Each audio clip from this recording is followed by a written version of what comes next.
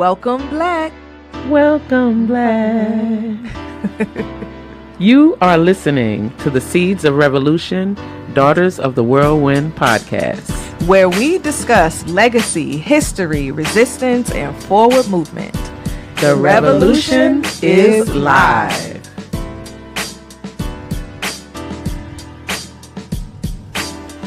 Hey, and welcome everyone to another episode of Seeds of Revolution, Daughters of the Whirlwind podcast. I'm Dr. Asantewa Sunni-Ali, and I'm repping for my sisters, Aiyisha T, Obafemi, and Princess Mdaiyah Yisrael. You are not seeing our normal intro because we had quite the technical difficulty in recording this episode.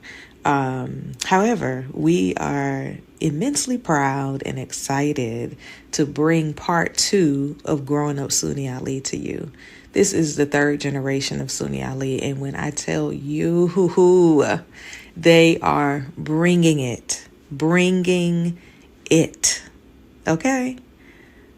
So in addition to introducing you to our guest today, Tehura Ama, EzeSunni, Diamond Jackson, and Khal, I also want to give a shout out to all the July birthdays, including our very own Aiyisha T, Obafemi, Princess Mdaiyah, and Khal, and so many others. I won't even begin to name names because I don't want to leave anyone out, but much love to all the July birthdays and happy Black August to come. Buckle up. This is going to be an amazingly dope episode. We wanted to talk to you all about just what it means to carry on, not this name, the legacy of Sunni-Ali. And so, as you all know, and maybe you could speak to what you know about how the name came to be or how our family came to have this name.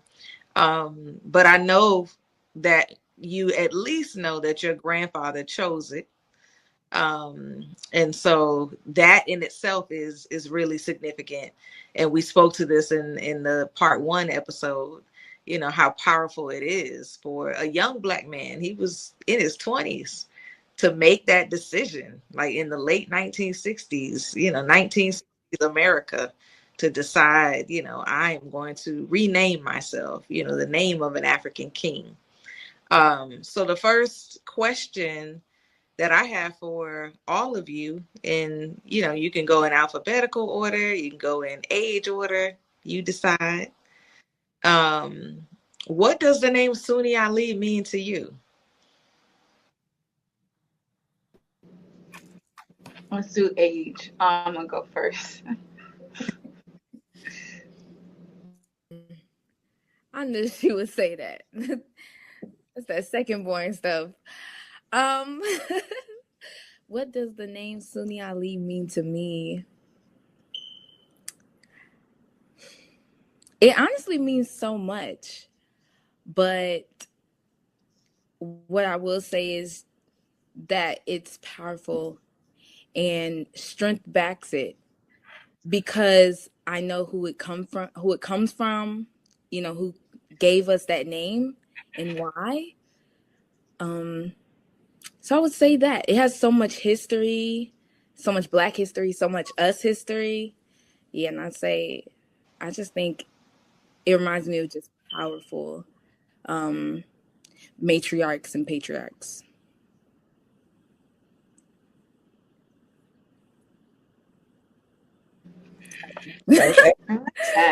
He started off well. I would say Sunni-Ali means to me just obviously initially set apart, like we are just different and unique.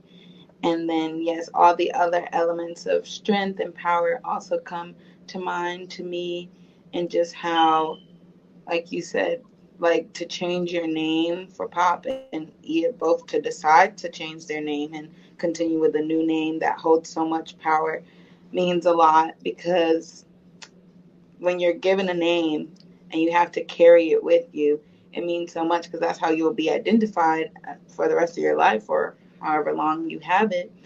And for us to continue to just keep keep having the name, for my mom to choose to give us the name. So I have it in my full name when I greet people, when I'm introduced to people, or how that happens. I want them to know and say the full name, because you can't just cut it. It's not broken. This is my full name, and Sunni-Ali means something. So say the whole thing. Well, everybody, family, and viewers watching, I'm here to clip farm. I'm not gonna lie. For those who don't know what that means, don't worry about it. But Sunni-Ali means to me. Oh, nah. Huh? You know what it means? Explain yourself. Yeah, explain yourself. Clip farming? Oh, okay. Clip farming means like it's like you kind of saying stuff or doing things when it comes to the internet, or if you're on video, to get a clip. So it could be clipped up to go viral. All right. Yeah. Okay. So I'm clipping. Oh. Yeah. Huh? I said, let's go. Oh yeah. Okay. So Sunni-Ali means to me, I'm gonna just say, when I first think of it, I really just think of like being in school when they try to read my name and they mess up, and automatically it just made me feel like I'm different or unique, you know what I'm saying? And I think I'm very appreciative of it now at this point, now that I have more identity of it, understanding of like why it was chosen for us, and also just more self-pride about the name, just who we are as a family and as people. So yeah, Sunni-Ali means to me just like we're unique and we're special, and anybody like us.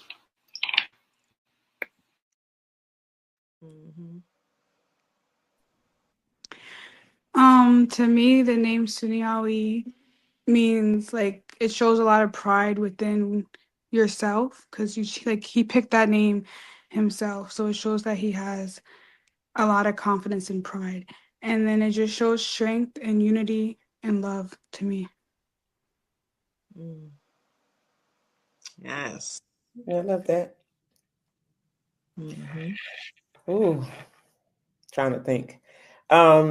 Okay, so we talked about what the name means to you.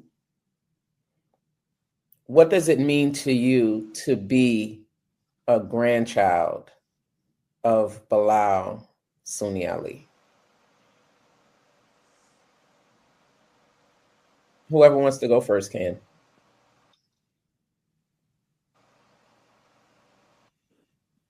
Ezzy, you know you want to. Go ahead. No, I saw you going for your microphone, so I was gonna let you have it. But okay, being a grandchild holds a lot of weight when we're out and about in our respective places where, you know, the family's known. They know us just by our face. They're like, oh, I know who you are. I know your mama. I know your grandfather. So it holds a lot of weight in those respective places. And I know that as I'm walking around or talking to people, it's like they're looking at me in a certain way. Like, and I would hope it's prideful and like just being proud and happy to even be in the same space as us. That's what I always feel. And then when we're not in those spaces where people know us, I just feel like another sense of responsibility when it comes to representing for Pop and Iya. And most times, any chance I get to bring them up, drop some little anecdote about them, I will. I'll go, yeah, my grandfather did this, my grandmother did that. Oh, what's my name? Sunni-Ali? Okay, I'll tell you.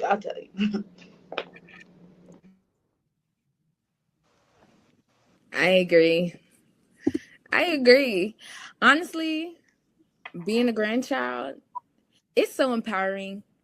I swear, to be a grandchild of like a Sunni-Ali, not just any Sunni-Ali, but Bilal and Fulani. I feel like we're famous. I can't even lie. I just feel like we're famous because we're so known they're so known in the community. I'm like, every time I walk around, all they see is my face, and then they see my last name, and they're like, "Oh yeah, we know who you are." And so it's so beautiful to really like experience that, especially when people don't know how you grew up or like the things that you had to deal with, because of your grandparents being freedom fighters and Black Panthers. People don't really know all the things that you had to deal with, like, I won't even go into detail about it, but all these things, to just have people just uplift them and then uplift us, it's a very empowering thing. And I'm always proud to just represent and talk about them, especially now since they're both gone. E has been gone for a while, so I always find time to talk about her. And now with Pop gone, it's still fresh to talk about him without crying about it, but being a grandchild of both of them really empowers me, and it makes me want to just continue to do more and be more, because they've done so much. It's so hard to just try and do what they did, but I know by even just being alive and being the best version of myself, I'm doing good. That's what they wanted, so yeah. I love it. Okay, I'll go. My bad.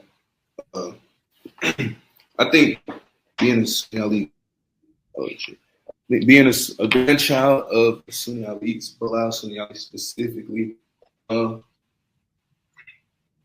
embrace it a lot more.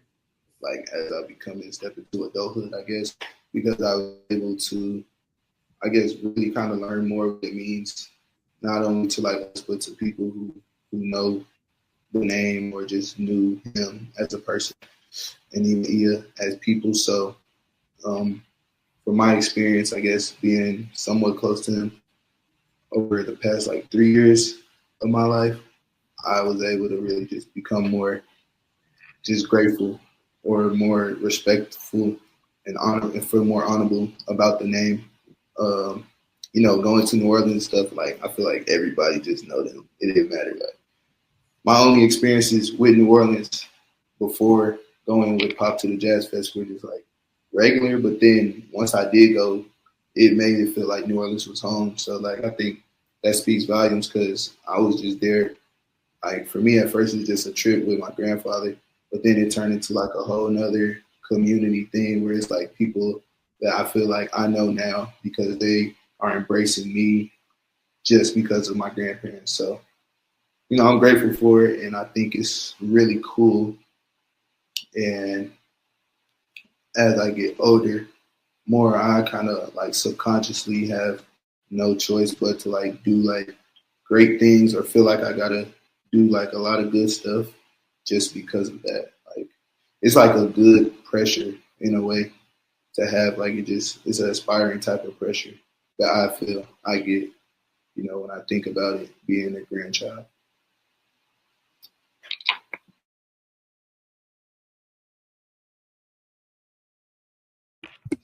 Okay. Thank you. I feel like as a grandchild, I feel like I agree with Kalfani said. As I get older, like it becomes more important to me, especially being that I didn't grow up as close with Aya and Bilal. I grew up like farther away from you guys. So I feel like as I get older and I learn more about like what they did and what their legacy is and was, it becomes more like powerful and important to me, and it is more implemented into my daily life now as I'm getting older.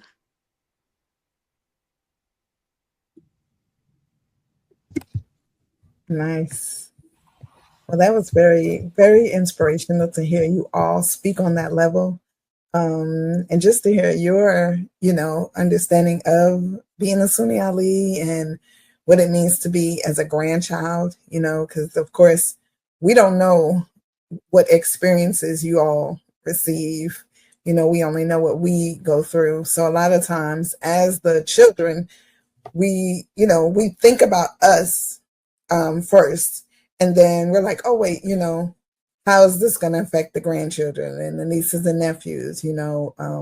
So it's good to hear you all's understanding and just your appreciation and just kind of revelation of it in different ways, because I think, as Kafani and Diamond expressed, the growing older, you learn to appreciate it more, you know, because as a child, when you're young, you don't really understand some of this stuff. We didn't. We knew things, but it was different. So I definitely like, you know, you all's, I can see it in you all. And I see your, I think, just acceptance in a different way too of who you are as you all have aged as well. So that's a beautiful thing to see.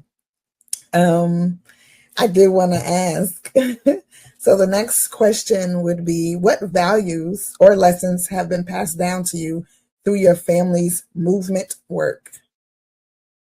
And y'all can start it. This interview. This is our interview.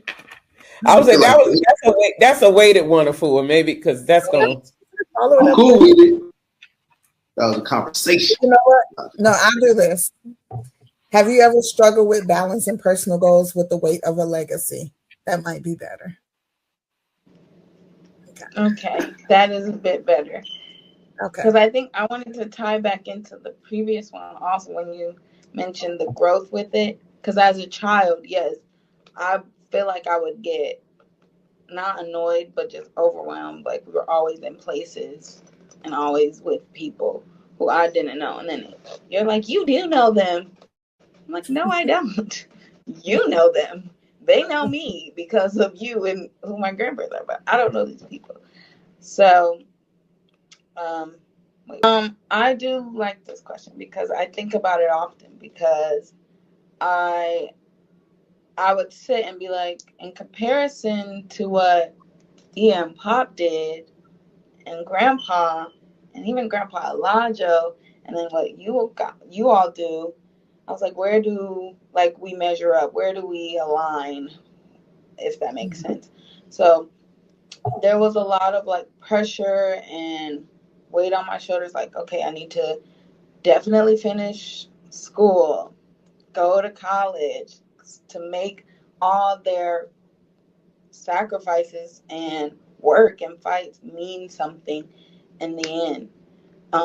But then I think back to what Amma had mentioned earlier about I know that throughout any of it, if we didn't finish, if we struggled a bit in the process or had different goals than what you all or Ian Pop had imagined for us, the love and pride will still be there. It's not gonna diminish or go away. Yes, they want a lot of things for us, but in the end, their sacrifices and fights, and you all sacrifices and fights, was for us to be who we are, to do what we want to do, to be who we're meant to be. And a lot of us are still discovering that. So as I'm getting older, I have a bit more lax mindset about it. It's not so much weight, but definitely in high school and when I was at Spelman that one year, I was like, "Ooh, yeah, I got a lot of people to make proud and show up for, really." Mm-hmm. Yeah. Yeah, I agree. I don't know. I see you was finna go on, but I'm gonna say, I definitely feel the same way. In ways, I was feeling like it was tough to balance, because the question was is it tough to balance it, or how do you balance it? What was it? It was something like that, right? Yeah, basically it was what struggles do you struggle with balancing, the legacy and with your personal life? Right. Yeah. So yeah, the first thing that came to my mind, I think, school was the thing for sure. I think it wasn't necessarily a struggle to balance it, but it was a big. I feel like it was a big thing subconsciously. Like I said, growing up, school is just we had to do well, and I think that just came naturally from whatever y'all grew up on and what y'all were taught. It automatically went into like how you guys parented, or like specifically you parented and told us like how the importance of school, because we was representing something bigger than ourselves. So I think that was one thing. But then for me, coming into adulthood, when I started finding like other passions, like for example, when I was doing like content stuff, I just I paid attention more to what I was doing, because I knew I was representing more people than just me. Like, you know what I'm saying? I was already doing public content that was like a little, you know, it could be questionable in ways, but like I wasn't going to certain extents simply because I knew I was holding more weight than like maybe my peers, or, you know what I'm saying, somebody else who I was looking at. And I think that's a good thing though, because the way I balance it now, I kind of, specifically for what my goals are, I kind of am way more intentional about what I'm creating when it comes to like, you know, film stuff or camera things and things like that. And so it benefited me in the hindsight, like in the long run. But, you know, early on, it was just like a thought, like it was like a mental battle or whatever. Like, what should I do? What shouldn't I do? You know, that sort of thing.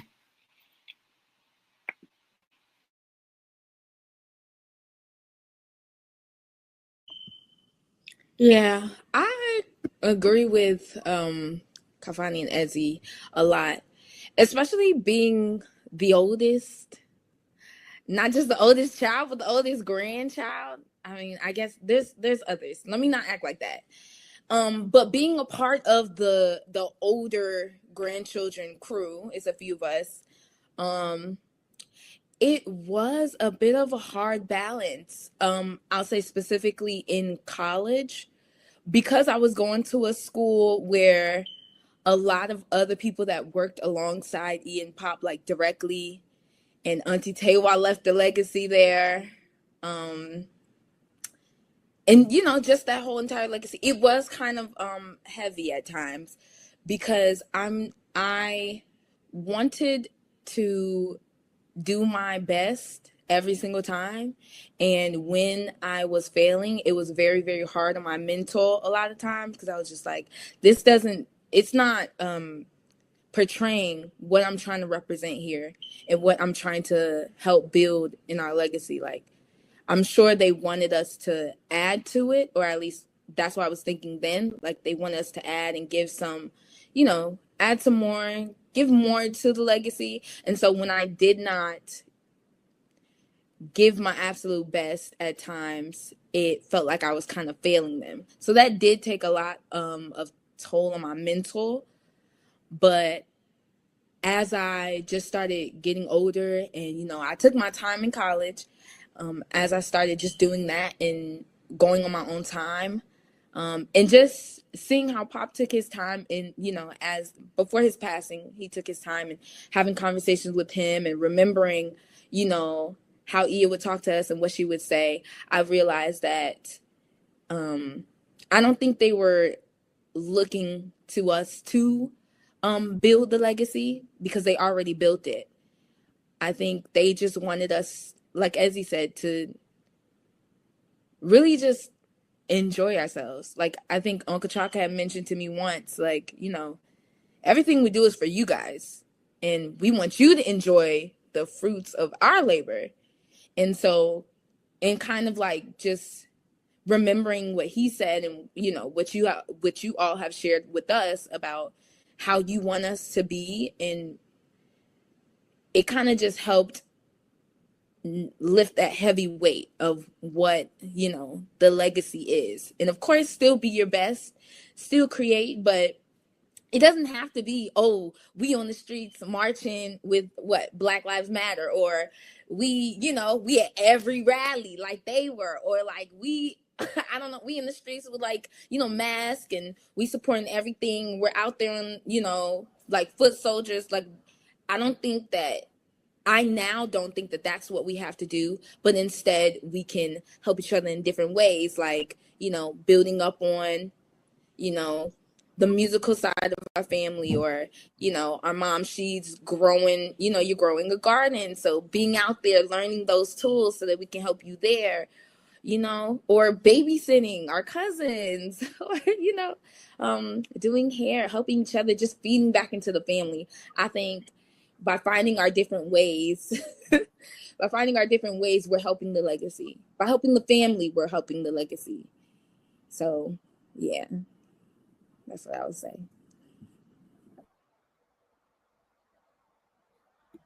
Very important. Yes, do my hair often. Thank you. Yes, our family.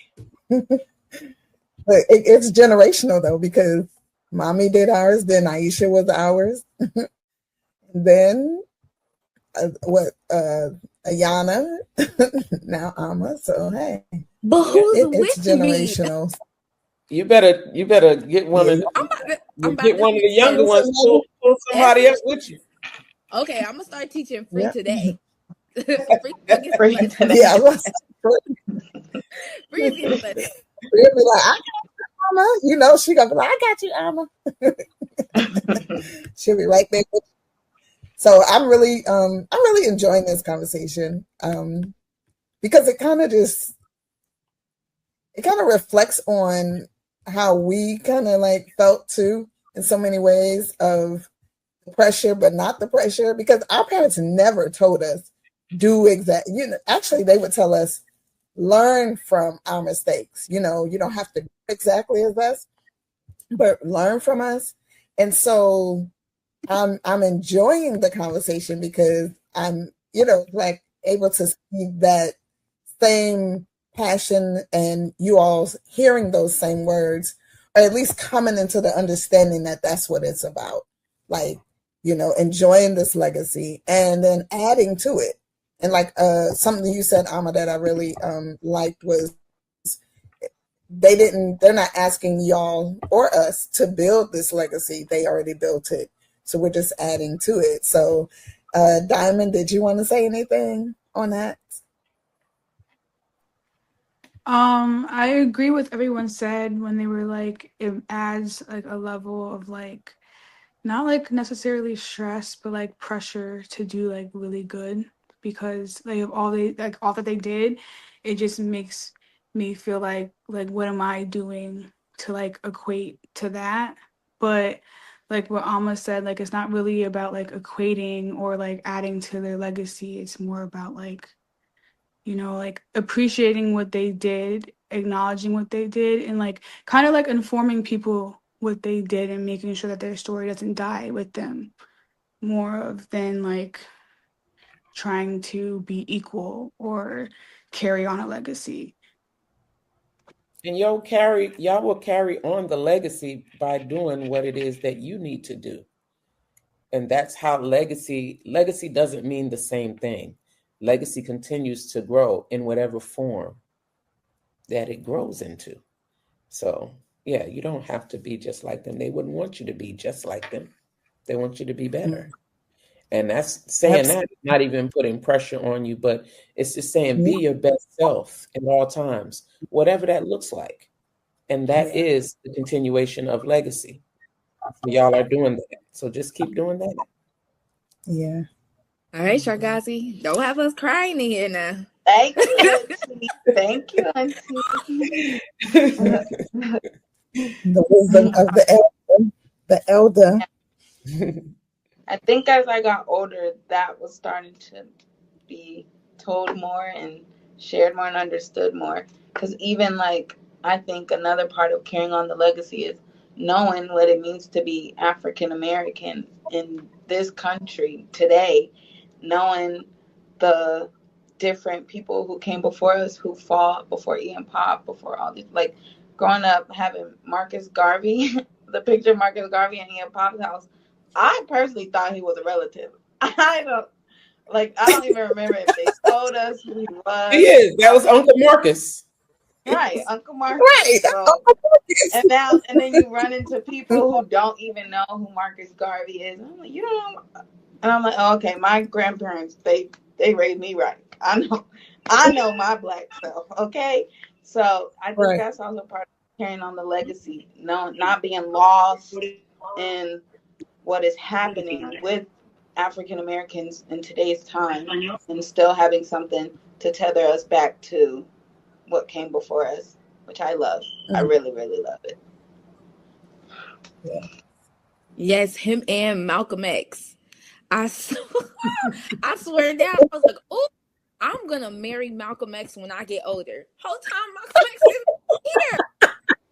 I was so convinced. I was so convinced. Wow. Now that's something. First time hearing that one. Okay. Right. Wow. Very. Okay. Marry Malcolm X. Well, I mean, I guess you were little, so you didn't know that I was young. he was an old man and he wasn't even here anymore. But you know, it's innocence, and that's so like dope, revolutionary. You know what I'm saying?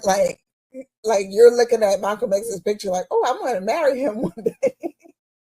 And not even understanding the true complex of who he was, but equating that he was important because he was in your grandparents' house. Like, that's dope, you know? Like, it's new to hear, but it's definitely a dope realization. So that's cute. That's cute, girl. And I know Kalfani, he'll edit this part, but I know we weren't trying to make it so interviewee. So as you all, feel the flow to discuss some things, if you want to tell a story, that's fine. We're not really, we do more interviewee, of course, with people we don't know. So we don't want y'all to feel like this is a interview. But however, we still want to kind of get you all to open up about, because we're sharing, because some of this is going to really help others who may feel the pressure of growing up with a name or a family structure that's strong to be able to express themselves. And we know that we don't have a lot of people around us who have a tight-knit family like us. We're very unique. However, there's still gems and lessons that we could teach others through just, these conversations. So yes, y'all can open up, tell stories. I'm actually just sitting here really proud of all of you. Seeing all of you go through the different changes in your life. And Aiyisha could tell you, we understand. Auntie Aiyisha could tell you, Shingazi, all the names y'all want to call her. We understand that pressure it can look really heavy. It feels heavy and it can look really far. But what we all, I think, have done in our own choices, we've chosen different paths, but we've brought it all back to the family in different ways, And at first it may feel like, what am I doing? And then all of a sudden the light goes off and you're like, oh, okay, this is exactly what I'm supposed to be doing. And it still fits into our family structure, into our family legacy, And I think that's the most important part of what you all said, is through your growth, through the different things that you are all doing, you see the importance of the legacy and of keeping their name and their mission alive, just through speaking about it, talking about it, all those things. So And trust me, it can be heavy at times. Mm-hmm. As the oldest in the house, Mm-hmm. I felt it a lot. But I felt it, but it wasn't in a way that I felt like I couldn't do it, or that, there was something that, was just gonna be so hard to do. And I think I've always loved the fact that people looked up to us and our family and, how we operate, the no half-stepping thing. People are like, wow. Like people they're like, we don't have that, or I'll hear people say, oh, my father has other children. Okay, are they your siblings? No, they're my father's children. And I'm like, oh, okay. But if y'all have the same father, and if you like, it's just, I was like, no, we don't operate in that way. When people ask me how many siblings I have, and and I tell them, and they're like, wait, how many siblings? I'm like, yeah, it's a lot of us. But we love it that way. Like I love having a lot of siblings, and I feel like, especially now, I think as we're getting older, it's even better Mm-hmm. because we're talking more, we're in our chats, and if you need these 5 to go over here, they're doing it, and these 4 over here are doing something else that's needed to be done for the family, and then everybody's bringing it back, convening to talk about what happened or how we can, fix it. And I wouldn't change it. And I have to give all the thanks, to our parents for who they are, because they're still here, with us. But because they made sure that we didn't miss a beat in that regard, as far as making sure that we knew that everybody was family, and whatever issues the parents may have had at any time, because no relationship is perfect, and I'm sure they had certain issues, but they never let us see it. They did what they needed to do, because it's not the children's fault. So I think that's important to say here and to recognize, because I feel like too many times in the Black community, especially, they tried to separate families by just different ways and means, and they don't want us to be together. So I think when we talk about how people look at us, they look at us because they, like, a lot of times it's they don't believe it. They're like, oh my God, like, oh, that's how y'all, okay, all right. I mean, people, me and Pop laughed all the time. People, oh, y'all look just like, we'd be like, thank you. And then we look at each other and start laughing. And we were like, we do. And I guess, when you live with somebody for a long time, they say you start looking like them. So. Yeah. We do look alike. And I wanted to say, I wanted to just a little, like, come back with what you were saying, Aiyisha, about even if it's like we have siblings who don't even share a parent at all, and I think that's, people don't understand that. Like we don't, it's just never felt a separation. It's always felt like we're just one family. People be like trying to figure it out. So your dad, oh wait, your mom had 16 children? I'm like, how Wu-Tang said, I saw Wu-Tang, y'all, on my birthday. They said Wu-Tang is for the children. Yeah. So Sunni-Ali is for the children. Obafemi is for the children. Coin that. And I just thought about, like, I was thinking about actually Kenya, right? And which is Fatia and Warren's mom and Diamond's grandmother. And I'm talking about, like, if nobody would know, you know what I mean, that she was not my mom if we were out somewhere, because I treated her just like that. She would literally call me at 4 a.m, like I had nothing else to do. And she'd be like, what are you doing? I'm like, sleep. And then she want to have a whole conversation about whatever she called me for. And I pick up and deal with it, and then the next day I call her in the middle of the day and she's like, I'm busy right now. I'm like, what? Like, so it's like and they allowed us to build our own relationships with each parent, which was so beautiful, because mommy never made me feel guilty for loving, Mama Kenya, or daddy never made me feel bad for having a great and loving relationship with Baba Ahmed. It's like Aiyisha can attest to this. We both had weddings where both of them were there and danced with us, and and was fully present there. And it just feels wonderful to have that. And so I think one thing that, which leads into something that Auntie Asantewa wanted to ask you all about, like, what are the parts of the legacy that you feel like you can transform, into something that you want to see?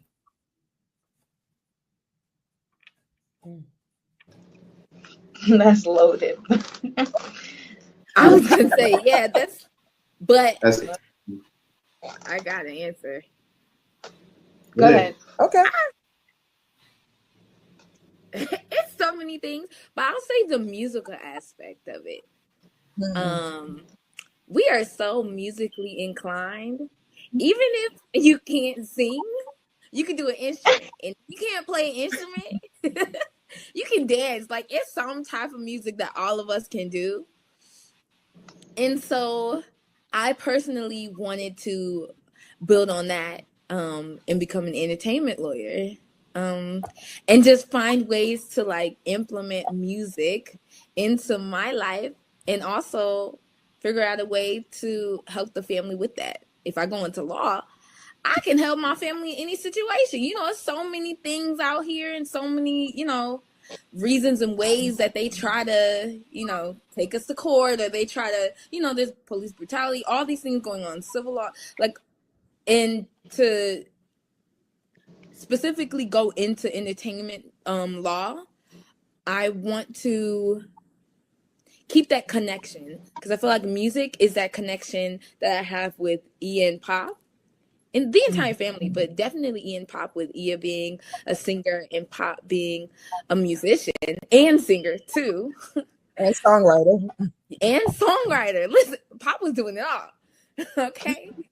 So, I sing myself, but I wanted to try a different pathway, So I was like, let me do this. I like to argue a little bit, so let me go ahead and a lot of it, a little bit add to the music. Maybe one day I'll start singing on this serious wavelength. But also another one that I wanted to build on was just the knowledge of Africana history. Like, I had to be like my auntie Tewa, and I had to go to Georgia State and get my degree in Africana studies. I feel like with my grandparents, like, being a part of Black history, I needed to go and get that information, even though I have a lot of that information already. I mean, we were, like we said, like Marcus Garvey and Malcolm X was on the wall. Like, that tells you enough of how much we already know. But really taking initiative to go and learn and do that and master that. Or I didn't get my master's, but to master that. Not yet. Okay. To master that and go to school and learn under people that were also working alongside them was something that I wanted to just continue on and build on. And just with this information that I now have, I want to be able to use it to share with my family. Like, sometimes I'll be like, well, actually, I got an Africana studies major, and this is why everything goes back to slavery. And Ezzy's like, don't start. Don't start with the degree and the knowledge. Take that out of it. I'm like, I can't. But that's another one that I wanted to just really use to push forward with, like, just having that information, having that history, and then teaching it and passing it on to, the generations to come. If I have children, then they would have that information. If my siblings they'd have that, and then so on and so forth. I love that. I love that. Yes. And before you start, Ezzy, just because we did this on our last show, but our my daughter and of course the niece of Aiyisha and Asantewa, Dr. Asantewa, the one we talked about who graduated recently, is Tehura here. And so that's why she's talking about her law degree and all these things. So we are definitely proud of you. My bachelor's degree, soon to come law degree. Soon to come law degree. Yes. We are definitely here for it, and no pressure, because we understand that it is heavy. But what we understand too is, like you said, take your time. And that's one thing we know Pop did. If you had a conversation with him, you better have time to sit there and listen, because he was going to take his time, which meant an hour, 2. It didn't matter. He didn't care what you had to do. Might be prepared. Exactly. But go ahead, Ezzy. Ways in which to transform the legacy. That was the question, right? Yeah. More like, I think for me, is adding on, is just, I am extremely grateful, because you were like, I think you mentioned how you loved having so many siblings and different mothers and fathers and such. And same with us. I loved having like 6 grandparents, so many cousins. That made family gatherings just all the more fun. When I plan things now to do, the first people that come to mind are not like friends outside. It's my family. And then that's like, I go down the list, that's like 30, 40 people already. I'm like, okay, now we can start adding in other people. So to just You didn't need continue. too many friends. Yeah, you don't, not when you got family. So to just continue on with that, just extending the ways in which we build family and extend into community, because that has allowed us to have sisters and brothers outside of our immediate cousins and people who I think of immediately to come hang out with me, and I know I'll have a good time with them and I'll be safe with them. But also in the sense of transforming the legacy a bit is when it comes to the extending that compassion with just slight discernment, because I saw or have heard from you all when we share and have conversations about the ways in which it hurt or did not help the family at times.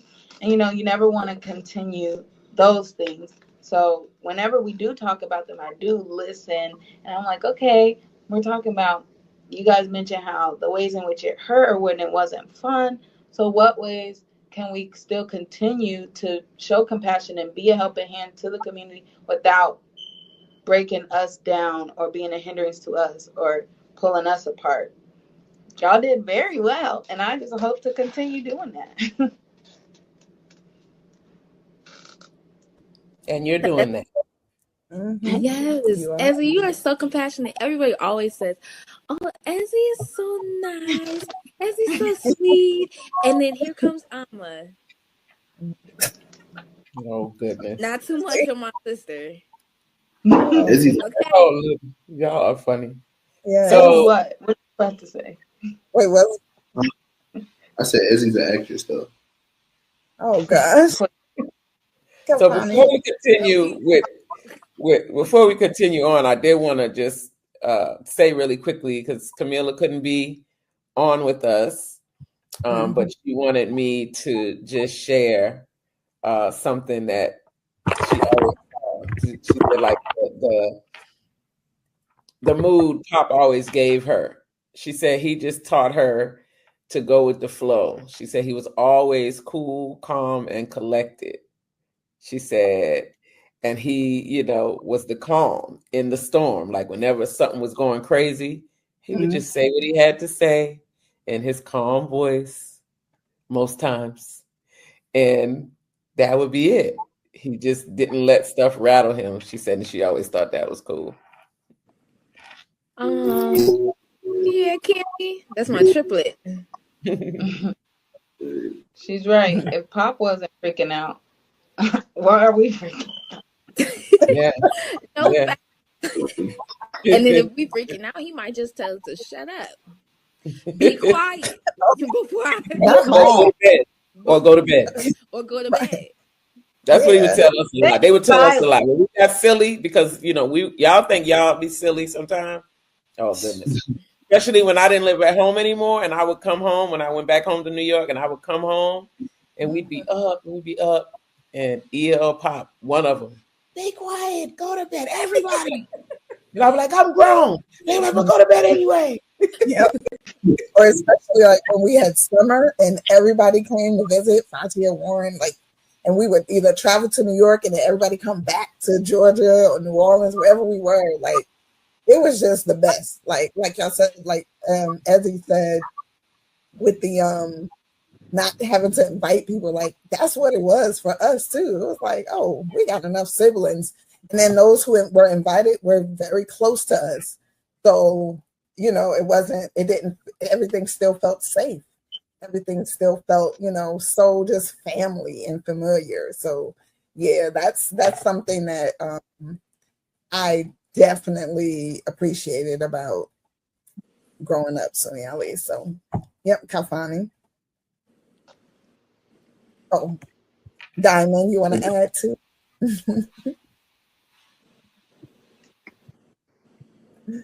You're on mute. I was still trying to think of what to say. Okay. What would I transform? I think what I was thinking about, like as everybody was answering, not that I was looking for something different, but I think even when it just came to my head, I kind of would piggyback a little bit on what I said, like the music side, but more so just like the, in a sense, entertainment side, or like that side of the legacy, because I always hear the stories about like the great things that all of our grandparents did on their sides of their passion, like outside of like their creative passion, outside of like, you know, their passion with the work for the people, was like, you know, their travel and experience with touring and just playing music with their friends or their peers. Like, I think that's something that they probably like really, really value, but they sacrifice that part of their passion to do for the people, which, you know, it was like something more that they probably like valued in that time. And it was something more that was necessary, I feel like, for them in that time and for y'all in that time, because of just the state of the country and in the world and stuff like that. So they felt the responsibility. So they couldn't really like take that time and just become like, you know, bigger or more impactful musicians and stuff like that in that way. And then obviously the next generation, y'all still carried it on, but from a backseat in a more powerful seat in a way, like when it comes to music business or entertainment business. And I respect that a lot too. But the transform side, I think one thing with our family is like, it's like we have all these stories and all this greatness in it, but sometimes people really don't know. Like a lot of people in our communities that's close to us really know and they get it.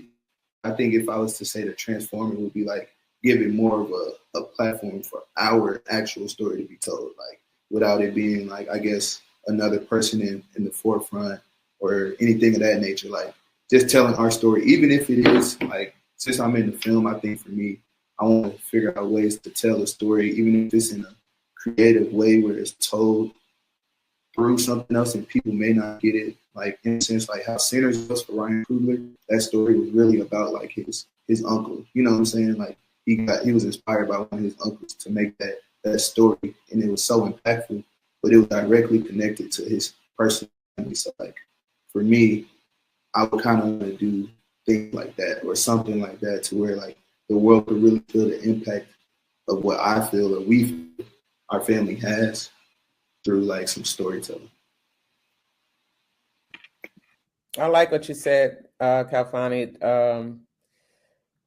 It made me think, because I used to say a lot when we were younger that I felt like our parents didn't do all that they necessarily wanted to do, you know, for themselves, because they were busy working on behalf of the people. And that, you know, it was very important to them to organize and, you know, to do everything that they did. And sometimes it felt like they were shorting themselves to me. Sometimes that's what it felt like. Right. And I don't know, like I think it really it worked though in the best way, because like when I think about, like I said, y'all generation, like from all the people who were around in the community that were directly under like E and Pop, and then also their peers. So like from the Tupacs to y'all, like Auntie Aiyisha, Uncle Chaka, like Uncle Jeff, everybody still being able to like have an impact on the world through y'all career in a way, and y'all arts and passions of it still was like directly affected by them and their choice of making the sacrifice. So it's like a weird, I don't know, it's like they knew at the end of the day, like it still was gonna work out. Like, you know, it still affected the world in its own way. Mm-hmm. So, you know, I just be looking at it from both of those angles of like y'all two generations, and look at ours. And ours, you know, we are stepping out in our own ways now because we're like getting older. So I'm kind of just excited to see what we all do from like just all sides of it. Everybody's talented in their own ways. Like, you know, I'm speaking for my cousins that aren't on. You know, there's Tayo, we got Lil Jeff. You know what I'm saying? Like, all of us are doing good things. Mind you, Lil Jeff right next to me. So he's looking at me crazy. But like real talk, like a lot of my other cousins, even on the other side of Johnson's, Naeem, I know he make music. So it's just like a lot of us who do creative things, or things that like in that same lane that deserve to be highlighted in the way that you know the world could feel it. That's true, and that's so real. We're all definitely doing our own thing in different ways. Some of us decided to, you know, go to college and do it like really pristine kind of educational way. Some of us decided to take our own, you know, route and do it the way, you know, we want to do it, like Kafani. I'm sorry. What? But he's doing it. Nothing. But he's doing it. You know what I'm saying? Like, yeah, no, literally, we're all doing our own thing. Like, Camilla's making music. Naja just graduated too. Bilal is a teacher. Come on. Yeah, so many of us doing so much. I'm so proud of us. Wow. Yeah, it's a beautiful thing. Beautiful thing. Diamond, did you figure out what you want to say yet? Yeah. Okay. I was going to say, I feel like me personally, I feel like I can transform it by like through art because like, you know, I don't really do the music thing. Like I sing, but I like to keep that to myself. I don't really want to share that with the world. And so I would say mainly through art. What? We gonna have listen. Sing. Wait until we see each other. No, I'm not Okay? singing. No, Okay, no. little melody. No, but I feel like through art, because I really do enjoy art. I enjoy drawing and painting. So I feel like I'm able to tell certain stories through my art. And like recently I've been doing art in other places, like people's like facilities. And even though like they tell me like, oh, I want this, this, and this, I can just like and also incorporate things that tell my story into those things. And then that's there forever for everyone to see and ask questions. And they can come to me and be like, well, where'd you learn this? Or where'd you get this? And then I'm able to tell them my family's history and my story. And that just makes the story continue on and on and on.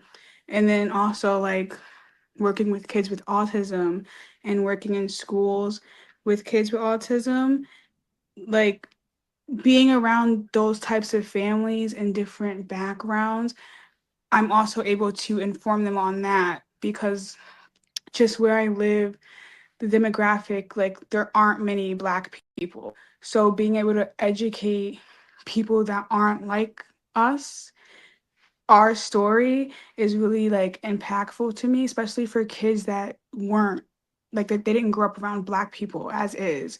So for them to hear from a Black person like, oh, this is what my family did, this is what they went through, I think that's really powerful. I agree. Diamond. Yeah. Yeah. Yes. Okay. You came through with that. Okay, so do you guys have anything that you want to say about something that Pop taught you? Yes. I feel like I learned a lot from Pop from when he lived with us. I was even saying it a bit earlier, but like when he was just sit in silence. Maybe you'll learn something from the silence. And then that really like you do have to take a minute and just be quiet so you can hear and understand and feel the vibration, whatever, all those things. That was one that really stuck out. But also, what I learned from Pop is to be strong and steadfast in your belief. Like when you're talking to people, when you're in places where there might be a debate that arises or an argument, things like that, you got to stand firm in your belief. Don't let no one shift you or make you think something else just because, you know, they bring an opposing view or opposing opinion. Because when just watching Pop in his respective places when he was speaking, or even when he's just talking to his friends on the phone and such, his little opinion didn't waver. He was like, all right, I'm talking. Be quiet Yeah. so you can hear what I'm Yeah. saying. And it's like, yeah, you gotta give that same respect. If I'm talking, you're quiet and you're listening. And if you're talking, I'm quiet and I'm listening, so that we can all learn something. So just that, like, I learned, yeah, I miss my Poppy. That just reminded me of when Pop, I think, oh my gosh, Pop used to be on phone calls 24/7. I swear, wake up, phone call, go to sleep, phone call. So one time he was on the phone and he's not arguing. He's not arguing. But somebody tried to talk over him and he was like, be quiet. You need to learn how to respect your elders and wait your turn. And Poppy's so stern with it. You think, I don't know, you think something just came out his hand and lashed you in the face because you did something he didn't like. But no, he is just really stern, and he made sure that you knew to be mindful of what you were doing and what you were saying around him. I guess now I'm gonna say my part. What I learned from Pop. I learned quite a few things. So many things. Pop was such an amazing person. Like, besides the fact that he used to get on me all the time, I'm telling y'all, all the time Pop used to get on me. Like, as he used to be like, Alma, what are you doing? I don't know. But one of the two things I'll share that I learned from him was doing things despite being afraid, despite like the emotions that you might be feeling, because he was a young man, a young Black man growing up in America at a time where they were being killed left to right. And we were going through so many things as a people, and he still had the strength to push through and even fight. Like, at the forefront, behind the scenes, he was still doing it despite how he felt, how afraid he was feeling, how anxious he was feeling. And through his lessons and through his guidance, it pushed me to push past my own anxiety that I feel a lot of times when it's small things or big things. I might seem like I'm like, oh yeah, I'm ready. Like, you know, I can do this. But a lot of times there's an internal battle where I'm like, ooh, I'm still scared. But remembering that Pop and Ia, you know, despite feeling how they felt, still went through and did what they needed to do to make sure that they were okay and that others were okay, was something that helped me as a person in general. And then also having morals, having good morals. I'm learning as I get older that there are people with no morals out here. I think me and one of my friends was talking about how, like, it's really NPCs out here. Like, there are people out here that are not alive, like walking around like zombies. Like, they don't say anything until you click them, and it's like, okay, your game is on. And they have no like positivity radiating from them. They have nothing, like no morals, no values, none of that. So I definitely learned that from Pop, you know, to have morals, to know what you're standing for, and to not let anybody waver, you know, not let anything cause you to waver from that. And I really appreciate that because, you know, growing up in our generation, it's a lot of people that just do what they do. And that's okay. You can do what you want to do. But growing up with morals definitely helped me become the woman that I am today, and I'm still becoming. So I really appreciate all that he's given me and all that Ia instilled in me as well with that.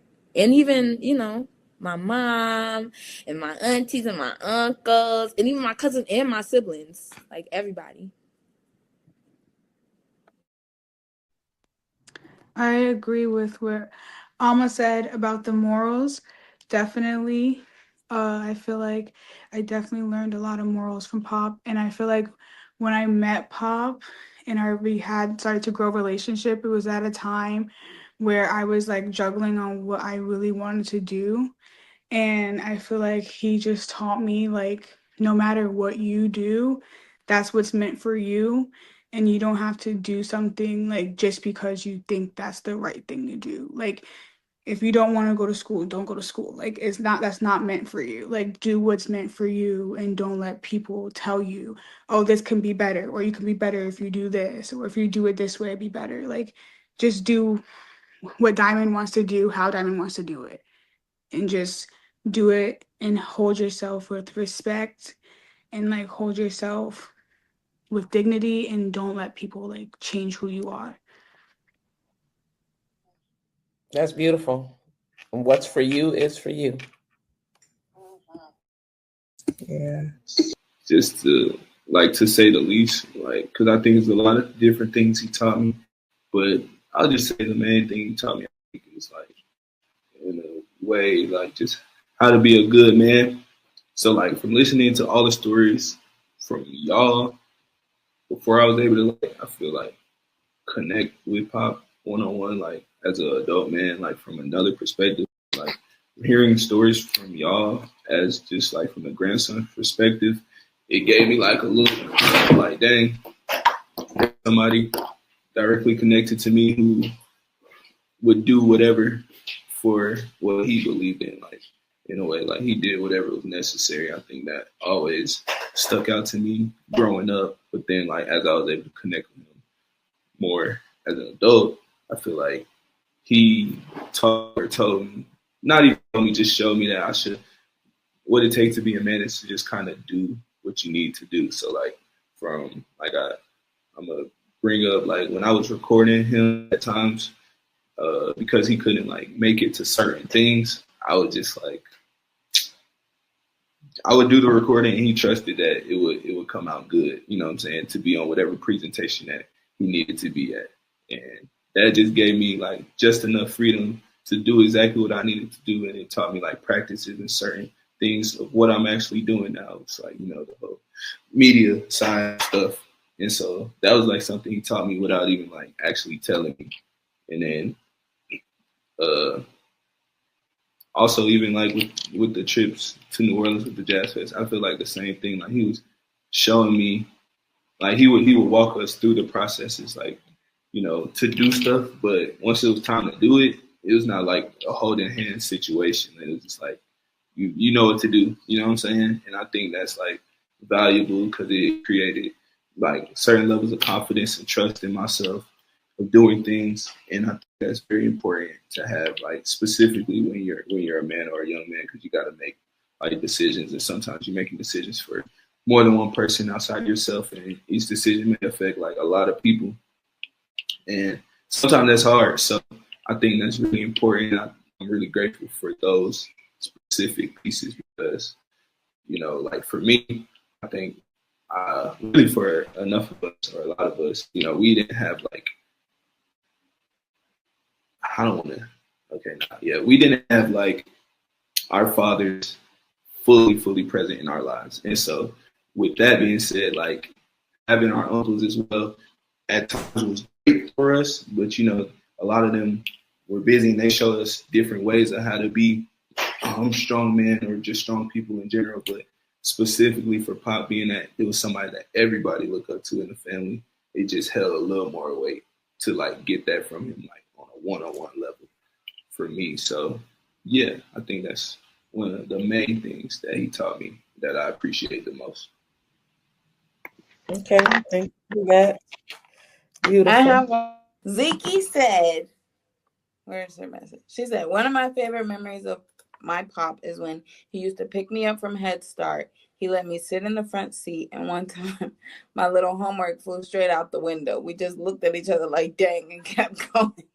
He wasn't turning around. Pop did not care about that homework.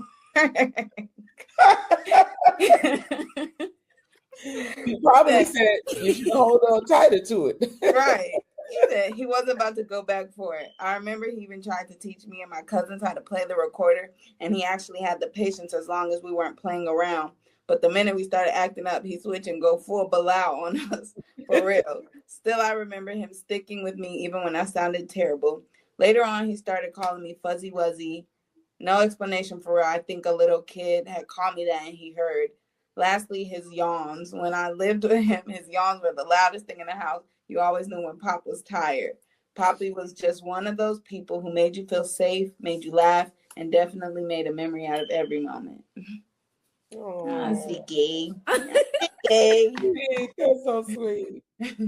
Okay, so we have a segment called the Power Five. So I am going to say a word, a name, and you will say what's the first thing that comes to your mind. Sunni-Ali. Powerful. Family. I heard powerful. I heard family. Fulani and Bilal. Okay. Diamond, you're muted. Love. Okay. The next is Bilal. Spirit. Gentle giant. I was going to say that. What? Yeah, I think we all call him that. What? Strength. The father I never had. They said Fulani. Fulani. You can say more than West Fulani. Mother. The mother. Clack it. Oh my God. I just think you. I ain't gonna lie. You say that.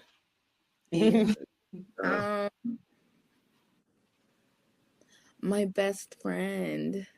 Oh. You should go with That was my girl. Okay, next is family. Sunni-Ali. I was about to say Suba. Suba. Suba all day. Suba. Love mine. Us. What is your prayer for the next generation of Sunni-Ali, meaning your children? Oh, gosh. I didn't even think about them. To carry it on, to be strong, connect, stay connected. I pray that our children just feel even more loved than we do, and we all did, and just that the Sunni-Ali name just carries beyond us, even when we're all far gone, that they continue to do that and do what we're doing now.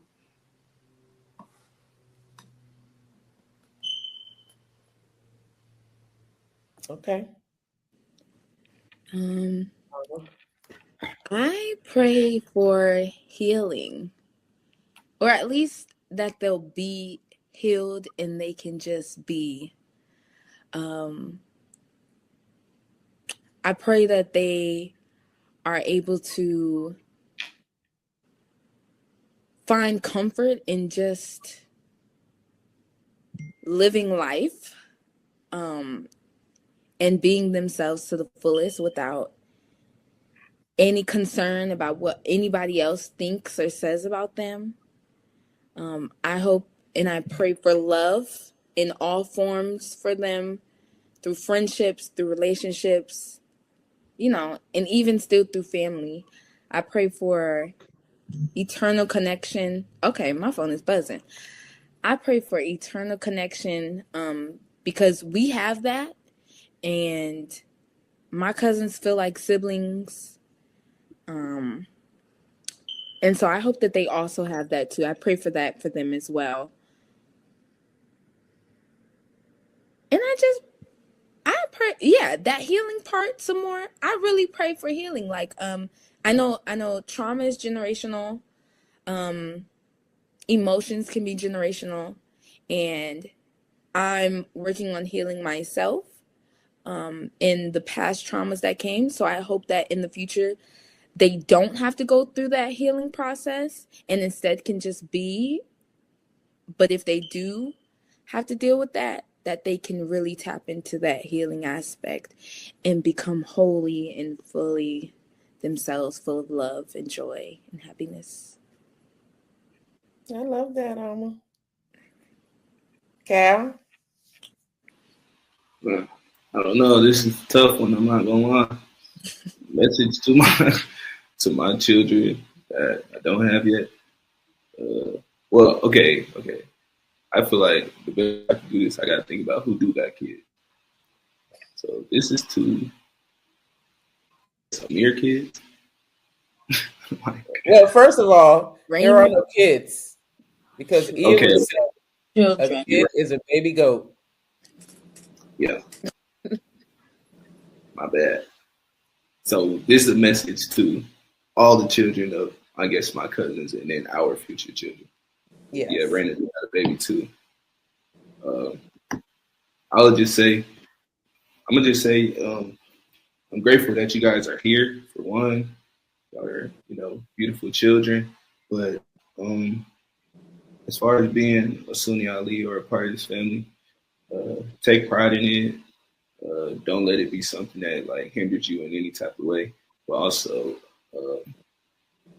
be yourself as much as possible because there's so many personalities in the family, and a lot of us, you're gonna look up to like a good amount of the family anyway. So, you're gonna pick up things from each person. You might want to be like, one or two or three of us, like probably me, but that's not the point. But like the main thing is be yourself because at the end of the day, it'll still be great. And, yeah. Ashe. Okay, so share y'all social media handles. Where can people find you? You can find me. You can find me on Instagram. My name right there. I think that's it. EzeSunni. And then on Facebook, because that's where I keep up with all my elders. No offense. My full name, EzeSunni Sunni-Ali Davis. You can find me on it. Okay. My mother tags me often. Go to her page.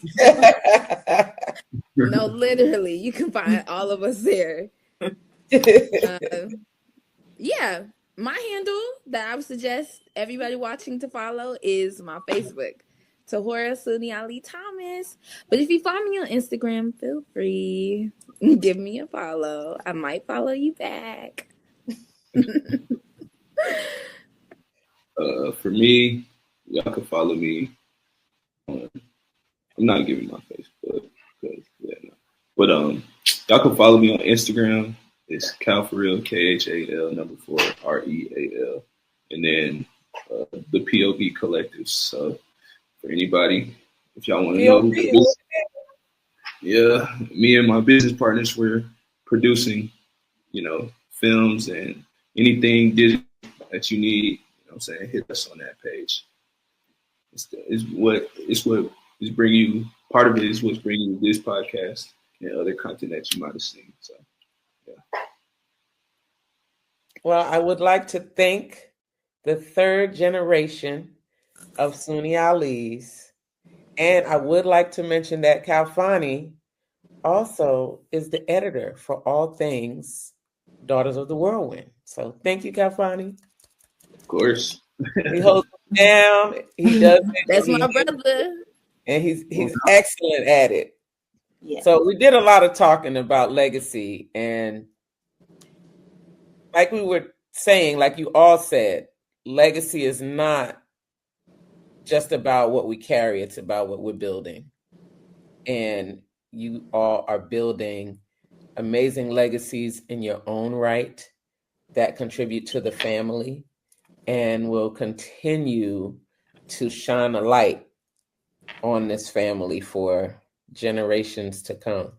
So I am very, very proud of all of you, and I just can't wait to see all the amazing things that you all will do because you're already doing it. So it's only up from here. Yeah. Thank you. Thank you all for being a part of it. Oh, I wore my ear shirt. I don't know if they could see. Oh, yay. I can see her. I had to. Yeah, we'll have to do this again. This was fun. Yes. And our niece Diamond was on here. Yeah. We've had a little bit of technical difficulties today. It's storming in a lot of parts of the world right now. So the rain is raining. Yeah, taking people out. But yes, thank you everyone for tuning in. Yes. Everyone have a great evening. We'll see you next time. I love how the video ends. Doesn't it end with like Iya saying "in the world"? Yes. Mm-hmm. Yes. Yes, it does. Thanks for having us. Okay, love you all. Thank you for Nakapenda. Look for me in the whirlwind. Hey, revolutionaries. Thank you for tuning in to this episode of Seeds of Revolution, Daughters of the Whirlwind podcast. To join the family, like, subscribe, and share with who you think should be a part of the fam. Comment if y'all want us to cover specific topics or if you have questions. Peace.